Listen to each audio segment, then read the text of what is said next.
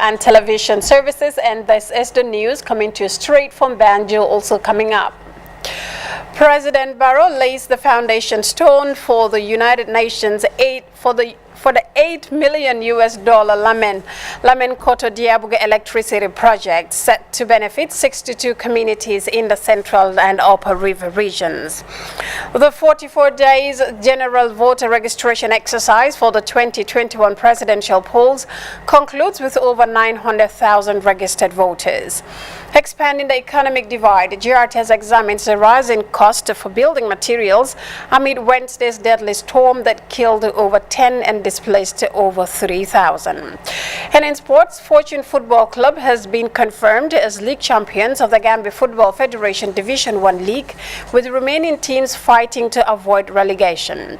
And in the international, soldiers in South Africa have been deployed in a bid to quell violence that erupted in the wake of former President Jacob Zuma's jailing.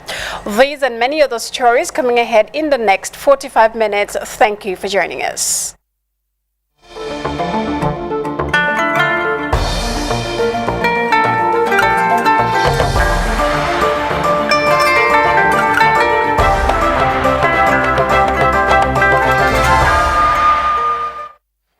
Well, many thanks for joining us. And we begin this bulletin of the news with the presidency, where His Excellency Adama Barrow on Saturday revealed that the Gambia is on course to meeting universal access to electricity before the year 2025.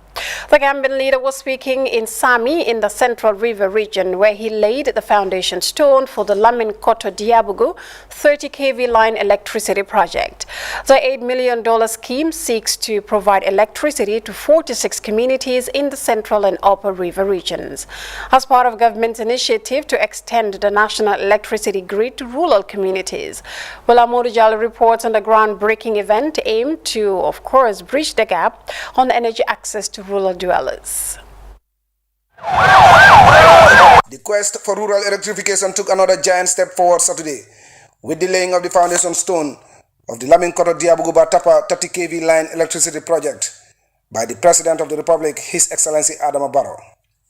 Thousands of people from Nyani, Sami and Sandu converged at the Kalen Junction for the historic event, which is set to provide electricity to 46 villages in the Central River and Upper River regions.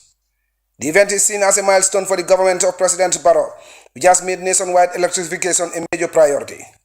Speaking at the ceremony, the Minister of Petroleum and Energy, Fafa Sanyang, said the project forms part of the ambitious Gambia Electricity Restoration and Modernization Initiative, which plans to connect 685 villages to the national electricity grid. For over 56 years, Navi nationhood, this is the first phase and the beginning of the promise you have given the people of this country during your last Meet People's Tour, that you're going to electrify 685 communities, and it is starting here today in Sami.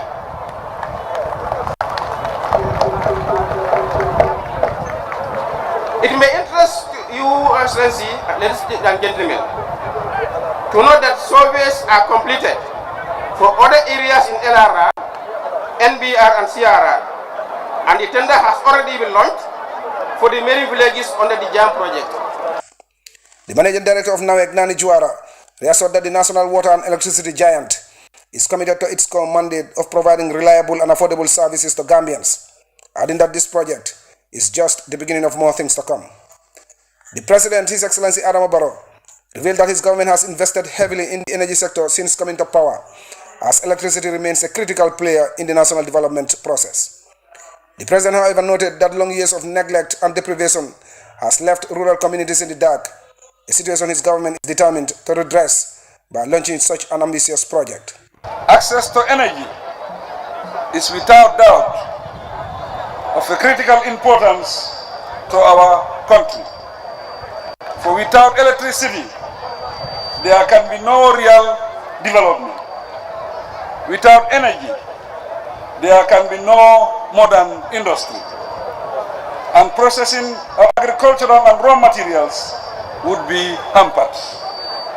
In short, there would be no modern economy without energy. It is sad and and a great social injustice that most part of our country have been without electricity since independence. The Lamin Koto Diabuguba Tapa project comes bare a year when the president launched the Kiang project under his Operation Lampo Mala, which has now placed the Gambia within range of achieving universal electricity access by the year 2025. This, the Gambian leader noted, is a significant achievement which underscores his government commitment to national development. My government recognizes that energy is a crucial factor for sustainable development and poverty alleviation, as well as for addressing key global development challenges confronting us. I am happy to state that, therefore, that the Gambia is on course to achieving universal access to electricity by 2025. In fact, we will do so 5 years earlier than the international target. This will be a huge achievement, and it illustrates my government's performance in the energy sector. The project has been widely acclaimed in the region, with Governor Abasanyan commending the president for the unprecedented developments in this part of the country, which had virtually been neglected by successive governments. The chief of Same, Moro Jawla, could not hide his excitement, summing up the mood of his people who now boast of a modern road and the prospects of uninterrupted power supply. Alhamdulillah Rabbil Alamin Adam Barrow. Sometimes Ayala President Adam Barrow Alaytes harje nyin harje wala. Nyim manke nyin de ka mo fari kun tentu de ngajele am fi fotati. Même fotani keda man kiliya. Nyim fotale akela. The project is funded by the European Union, the World Bank and the European Investment Bank at a cost of $8 million, with the contract awarded to an Indian company whose representative reassured that they will deliver as expected. The laying of the foundation stone of this project has raised hopes in this part of the CRR, whose dreams of accessing electricity for the first time will soon become reality. As the turnout has shown, these local communities are happy that the president is indeed delivering on his promises, something that is set to make a difference in their lives and livelihoods. Momodu Jallo, GRTS News. Well, still on the 30 kV electricity grid, residents of Sami and Nyani districts have been rejoicing over the $8 million U.S. electricity scheme, saying it will be a dream come true to see their houses and streets lit by 30 kV electricity project. The development, first of its kind around that part of the country, comes ahead of a major government vision and commitment to bridge the economic divide between the metropolis and rural settlements. Well, our Upper River Region correspondent Seydou Kamara spoke to nearby residents, and this is his report. Stone for the Lamin Koto Diabugu 30 kV transmission line to provide access to electricity supply for 62 villages in Same and Nyani district is seen as a milestone achievement in the history of the Gambia. The realization of this project is one of the biggest achievements of the Barrow government as an opportunity for the people of Same and Nyani to have electricity supply for the first time in history. Arriving at the Kalen Jobe Johnson for the unveiling of the much anticipated electricity supply expansion for the people of Same and Nyani, His Excellency President Barrow was accorded a rousing welcome before taking his seat.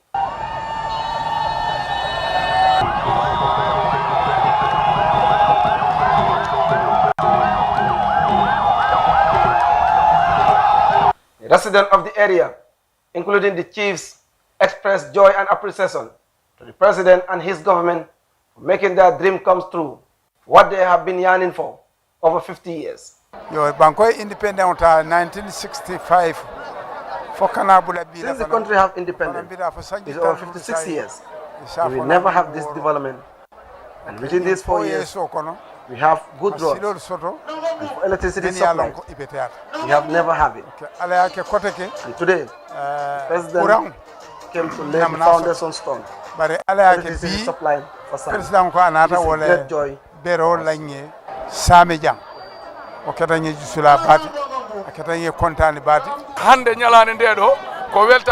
is a great day and joyous moment in CRR North. And we are thanking the President and we are rallying behind him. I am advising the youth to support the President and his government, particularly his party that is aimed to develop the Gambia. For the women, witnessing the launching of the electricity supply expansion is a dream come true. And they said, with President Barrow, every good things are possible. Because since he came to power, he has brought immense development for the people of the country. This, they added, is evident that President Barrow is the solution for the Gambia. Us, we are with President Barrow today and tomorrow because President does not disturb anyone and he has not do anything wrong and he is developing the country, so he should be given the chance to do his work because he don't harm anybody. What we never have in Same district today is that what we are having. Many presidents have come and gone, and in 4 years, President Barrow's government, we have those development. A Nyani native Musa Jeng and others held the president and his government for providing electricity supply for the people of Same and Nyani as they were left in the dark for more than 50 years. They all appeal to the youth to support the president to actualize his development agenda. It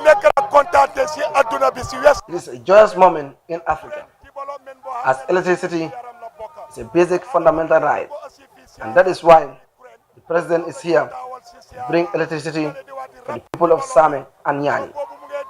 And we are praying for him to be protected from all evils. Let us open our eyes.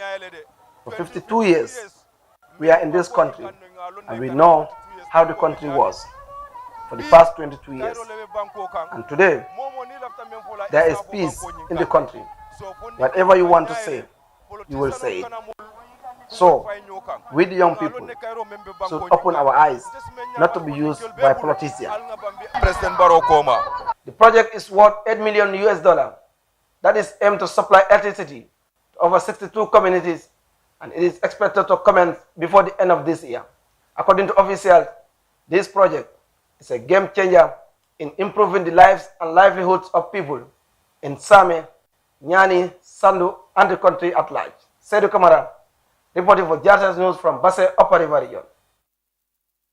The World Bank has today inaugurated its Banjul office in a brief ceremony presided over by the Vice President, Dr. Aissatou Touré. The inaugural ceremony was also attended by ambassadors, personnel of the United Nations system, amongst other stakeholders. Nathan Bellet, the World Bank country director, said the milestone signals the bank's desire to remain with the Gambia as a development partner in the years ahead. Alu Mendy has more in this report. World Bank has inaugurated its country office in Fajara. Fehim Borofis, the World Bank resident representative, called it a pivotal moment in the face of COVID-19 and the Gambia's journey through fragile economy ahead of the December presidential election. I'm really saying that we're here to stay, to walk you through the path, to partner with the Gambia on this path out of fragility. The World Bank country director Nathan Bellet said the opening of their new office signals the long-standing relationship between the Gambia and the World Bank and the desire to continue supporting the country. One of the things that makes us as a World Bank country team very proud today is we have one of the highest disbursement years this last year.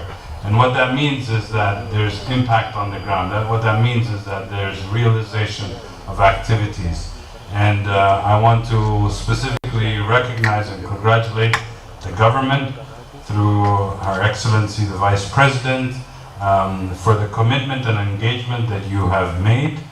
I think that a testament of the macroeconomic stability that the country is facing now is a good, strong fiscal discipline that the government has pursued.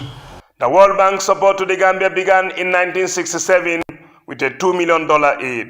Nathan Bellet said the portfolio has increased steadily over the years.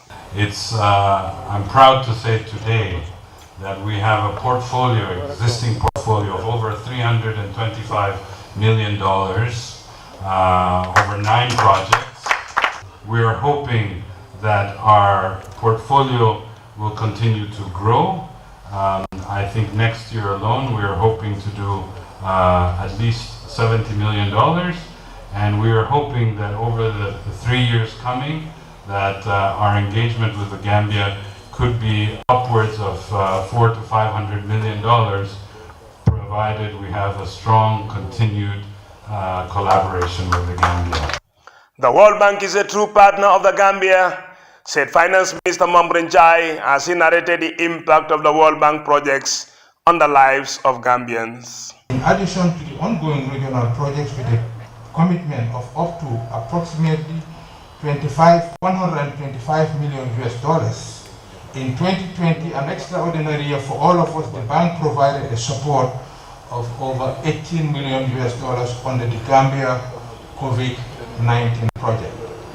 The entire nation is grateful to the bank for this swift action, which helped to contain the fiscal pressures that came with COVID-19 pandemic and enabled us to navigate through the shocks and cope an impending crisis, especially in the health sector. Congratulations for the new office. Vice President Dr. Issa Toure thanked the World Bank for their continued support to the Gambia, a relationship she said the Gambia government is determined to nurture. I would also like to sincerely thank you for this and remind you that my office is always available to facilitate your work here. Although we are immensely grateful for the support of all our development partners, I want to specifically shed light on the World Bank being the first development partner to step in to support our government when we took over in 2017, with an open budget support of $56 million. Additionally, in the wake of the COVID-19 pandemic, the bank once again stepped in almost immediately with support of $10 million, which enabled us to purchase the much-needed ambulances and health supplies. The inauguration of the World Bank Country Office comes at a time the bank is finalizing a new partnership with the Gambia to respond to the needs of the country. Louis Mendy, GRTS. And now moving forward, the general voter registration exercise of the Independent Electoral Commission has ended yesterday. Now reports reaching this medium so far projects the figures at over 900,000 registered voters after the 44-day exercise. GRTS Sena Bujan was out to gauge the last day exercise, which saw scores of would-be voters rushing for a last-minute opportunity that will decide their faith in the country's 2021 electoral cycle. More in this report.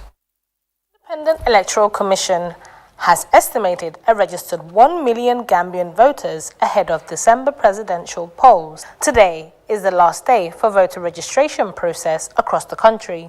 Various electoral supervisors in Banjul expressed their expectations and improvements for registration turnout, even though thorough sensitization has been done. Definitely we prepared for it and we are expecting a large number, today being the last day, because these past days the number has been very low, but just yesterday we have registered almost double of what we have been registered the past 3 days. So obviously today we are also expecting more than that and we are prepared for it. The day before yesterday it was 23, yeah, and the other day was 26. So you can see that, and for the first day 200 plus in our center here at Banjul. So the more we were going, the number was reducing. But yesterday we had a bigger number compared to the previous days. And today too, you can see the number of people have started even coming. I'm also expecting maybe, let's say, more attestations, to receive more attestation, for people to come over to ask for more attestation. Some people are not with the documents that they require to guarantee them to register. So since today is the last day, they have no other option. We were also expecting many people to come over to ask for attestation.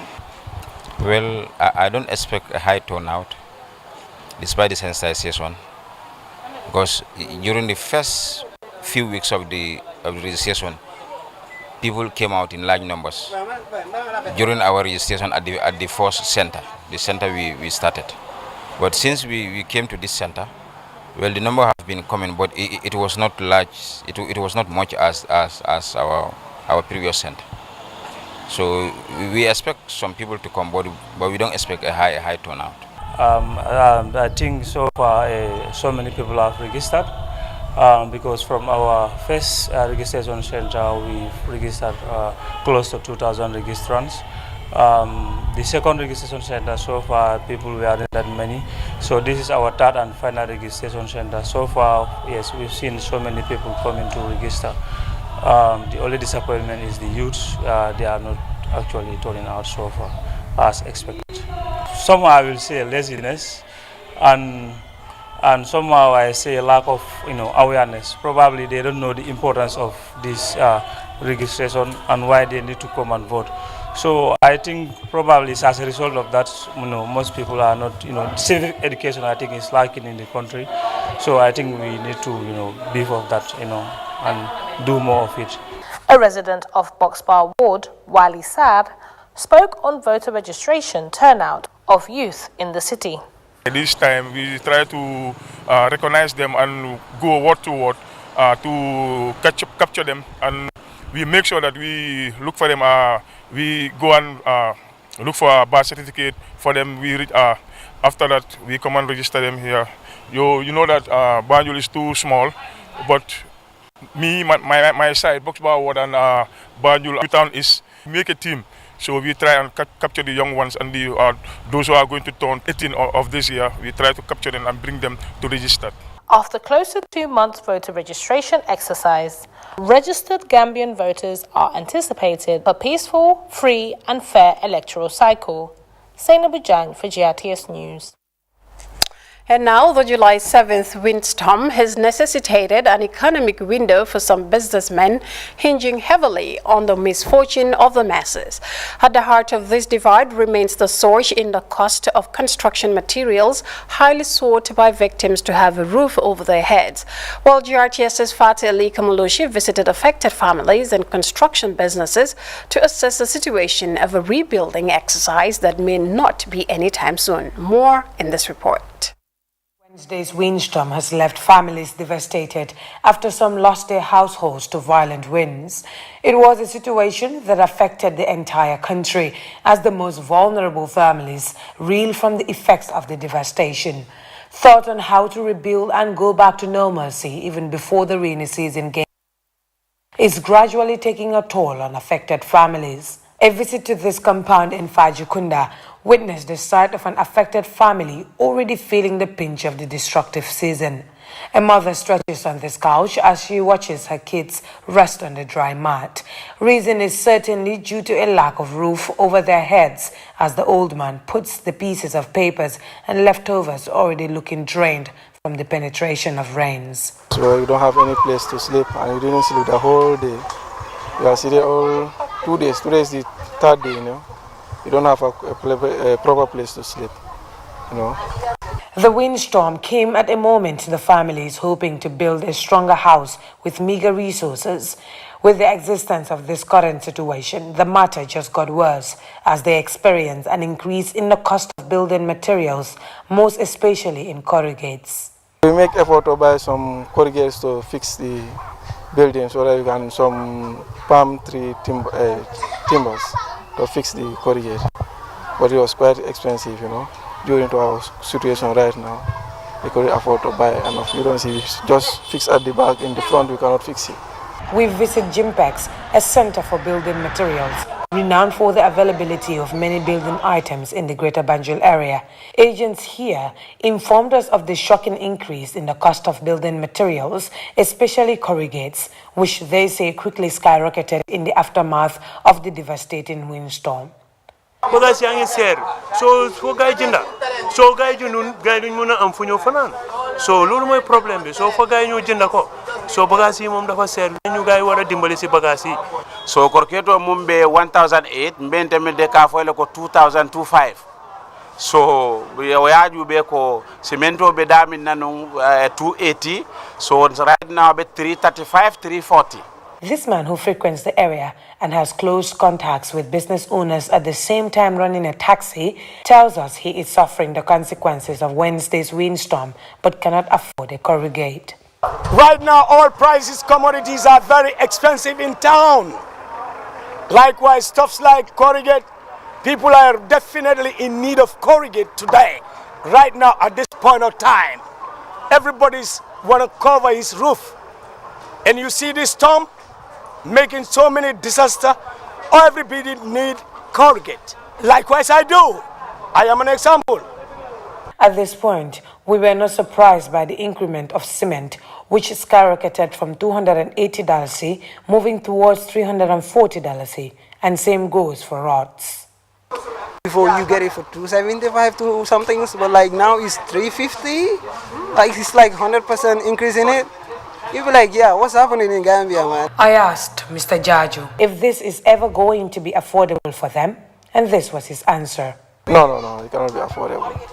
Because right now, a packet, I don't know if they are selling 2,000 2,000 above, you know. So yeah, how can you buy it? You just buy only 2 packets. That's what we can afford, you know. So we are looking for donors. One of my uncle brought us some new corrugates. That's why we are trying, but we don't have the sticks. The sticks are also expensive. We cannot have them. Looking around the compound is a massive land and an open foundation waiting to be explored. However, Mr. Jaju is aware of climate change and the risks it may cause. It can be, but scientists have been complaining for quite a long time. The earth layer is coming, is breaking down into pieces.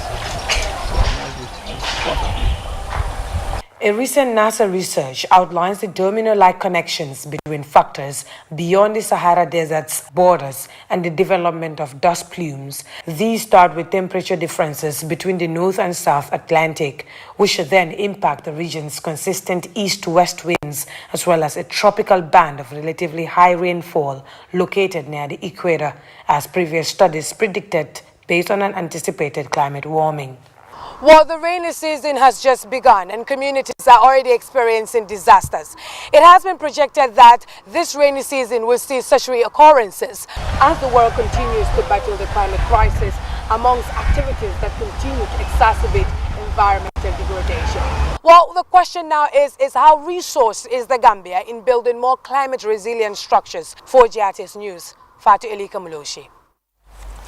Well, relevant questions there by GRTS's Fatili Kamalushi, and that was our exclusive report, of course, on the state of some disaster victims and how some businesses actually are profiting rather, from the natural phenomenon, of course, that greeted the smiling coast on July 7th. Now, the Gambia government, under President Adama Barrow's leadership, has, however, expressed the government's resolve to respond to the situation immediately.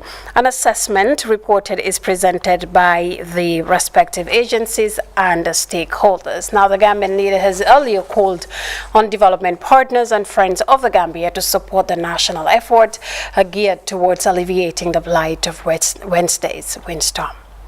And now, the Public Utility Regulatory Authority, PURA, holds a day's forum for broadcasting stakeholders in the media fraternity. The conclave aims at enhancing the capacity of media personnel on professional conduct and practices for a successful 2021 electoral cycle. GRTS's by Ibrahim Cham attended the forum, and he now tells us more. The line between professional journalism and citizen journalism is rapidly fading away, thereby putting ethical journalism at risk. With the fast approaching December 4th presidential election, the Gambia has seen an unprecedented interest in politics, and it is against this backdrop and for the fair and equal coverage of all political parties that the Public Utility Regulatory Authority, PURA, invited all broadcasting media outlets on a broadcasting forum under the theme Enhancing Media Professionalism for a Successful Election. I would explicitly state that our regulatory measures, including monitoring activities, are not a witch hunting exercise, by no means, and has no interest to target anyone, but rather to promote a degree of quality of broadcasting services, encourage standards alignment, encourage cohesion, and ensure international best practice. The issue of hate speech and any form of incitement of violence, be it political or tribal, were at the top of the agenda. In this case, a 16-guideline manual has been developed to guide the media in ensuring a peaceful campaign and equal coverage to all political parties. Media professionalism should critically look at the content of our broadcastings. It's fundamental. I don't think that we need to give our platform to people who insult people. No, I don't think it's important. Then you watch Wolof, jot di sa ki saga saga would keep your more saga. So if you give a platform to somebody who is insulting people, and as I said, in our country, if you go to Europe, you see one Peter walking, that's one individual walking. But in our countries, you see one Lamin walking, it's a whole community walking with him.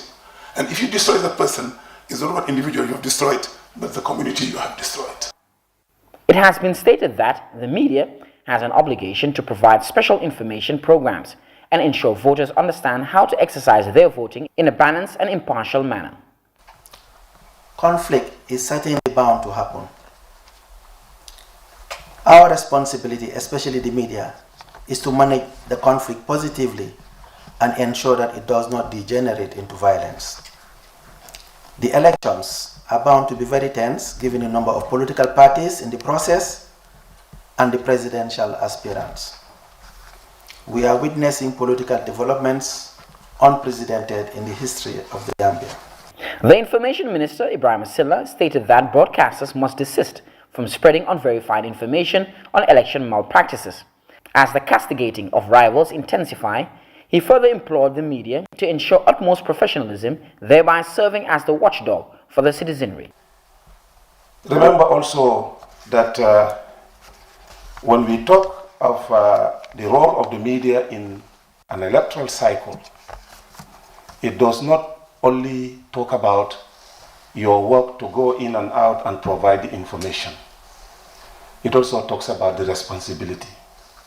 It also talks about your role in enhancing the credibility of the process, in ensuring that people make informed choices through the right information, not information that is tainted with credibility issues. The Broadcaster Stakeholders Forum has well-informed media practitioners of their mandate and guiding principles in observing elections, exercising the best of ethics, helping the public to make informed decisions about their candidates. Reporting for GRTS News, I'm by Ibrahim Cham. And now, away from the metropolis, we now take a look at development unfolding within the North Bank region, where our team have been covering series of engagement, making some of the news headlines. Our correspondent Famara Kanyi examines major developments around that part of the country, and this is his report. Foundation stone of the first multipurpose center in the Dar es Salaam ward.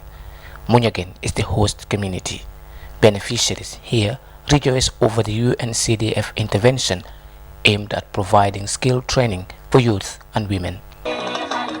Ward committee themselves, so they conduct this assessment to come up with their priority projects. So at the top of the list was the multipurpose center. So this will definitely is an indication that multipurpose center is a felt need. The project is designed to provide support to all sectors of the community. Through the Cash for Work scheme, women and youths are given the platform to realize their economic potentials. They have come to strengthen our structures which are in place to enable ownership of projects that are given to the people at the grassroots level for their participation. Most of the projects that we have are community driven. It is been discussed at the community level. They agree on it. What they want, that's what we are implementing. The Skills Center, when completed, will be among series of community-driven interventions supported by the UNCDF in the region. Elsewhere in the North Bank, the Agency for the Development of Women and Children, in short, ADWAC, has recently launched a one-year project. The Integrated Watershed Management for Climate Change Resilience Building in Coastal Communities is funded by the Global Climate Change Alliance. The project is expected to be implemented across 3 districts in the region, addressing climate change-related challenges such as flooding, saltwater intrusion, and food insecurity. Ila farola kolyaku ning ala kidita la ni project ko natale pour ka jeko wobe kala tari kolti. The project seeks to provide training for 50 farmers in the intervention communities on disaster risk reduction, the need to establish seed banks, reforestation, as well the construction of salt dikes to increase rice production across the region. Hope Life International, a one-year project, have also held a debating competition among schools in the North Bank region.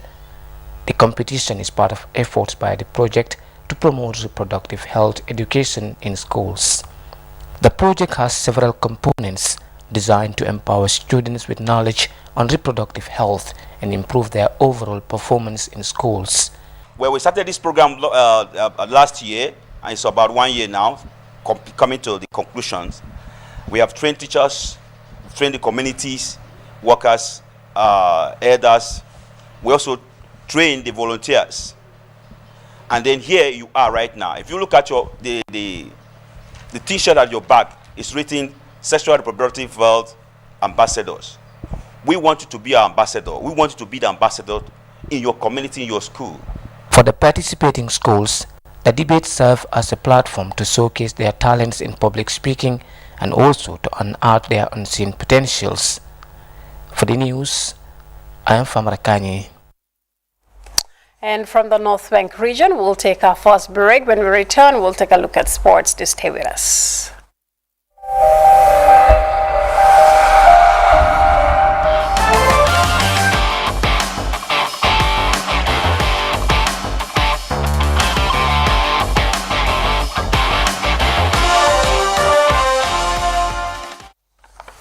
Welcome back to GRTS News at 2200 hours and in sports. The Gambia Football Federation Division 1 League enters its 23rd week with Fortune Football Club confirmed as the league champions. Remaining teams are now fighting to avoid relegation and better their standing in a highly contested table. Well, Farmer Abaji was at the stadium and witnessed the 1-1 draw between Hawks FC and the Gambia Ports Authority. It's even more nice. Now that Fortune are declared champions, the focus of the remaining team will be to secure a better position on the league standings or fight to avoid relegation, as in the case of the teams at the bottom half of the table, in order to stay in the top tier of Gambian football. This tie between GPA and Hawks was an entertaining encounter. It took Hawks just 8 minutes into the game to break the deadlock after a clever finish by Babukar Fall.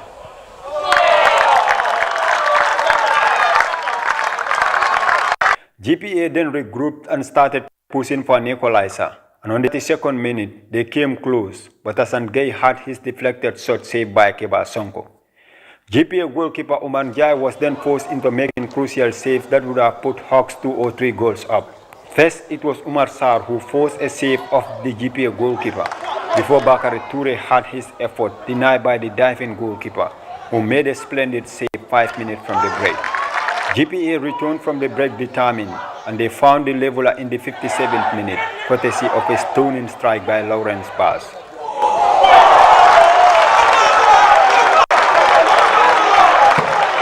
From that moment, neither side could find the winner, and the game ended 1-1. The entertaining game was later overshadowed by the collapse of Hawks' Babukar Sonko, who fainted after he was accidentally hit on his throat by a GPA player. With no CPR machine, it looks worrying, but the medics did exceptionally well with some hard and fast chest compressions, which helped the player to respond before he was rushed to the hospital. The club later confirmed in a statement that the player has been discharged from the hospital and in stable condition. With Fortune now expected to receive the Guard of Honor in their remaining matches as the new champions of Gambian football and playing for pride, the rest have everything to play for, as there are prizes for the first and second runners-up, while for the bottom teams, avoiding relegation would mean the greatest achievement. Farmer Abaji, GRTS News. And from sports, we'll take our second break. International news is up next.